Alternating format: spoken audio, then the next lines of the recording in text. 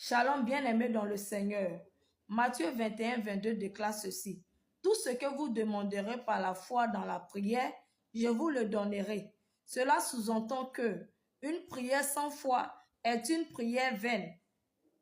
Bien-aimés dans le Seigneur, l'Éternel déclare dans sa parole que celui qui s'approche de lui sache qu'il est vivant et il est le rémunérateur de ceux qui le cherchent.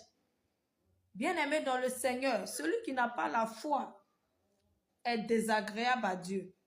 C'est impossible d'obtenir un miracle sans la foi. L'Éternel des armées a ordonné à Pierre de marcher sur l'eau. Quand Pierre avait les regards vers l'Éternel des armées, il marchait parfaitement sans crainte. Mais arrivé à un moment donné, sa foi a vacillé, il a commencé à s'enfoncer.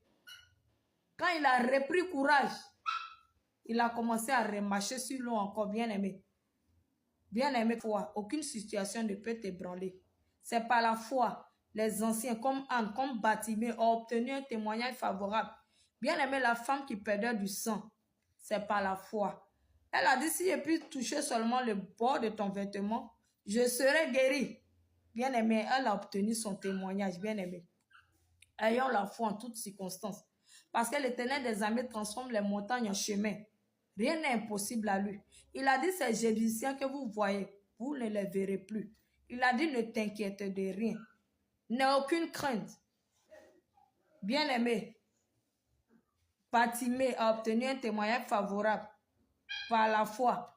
Mephibosheth à l'eau de bas. L'Éternel s'est souvenu de lui dans la foi, bien-aimé. David a battu Goliath par la foi. Ayons la foi. Il a dit, le juste vivra par la foi. La foi est le pilier de la vie chrétienne.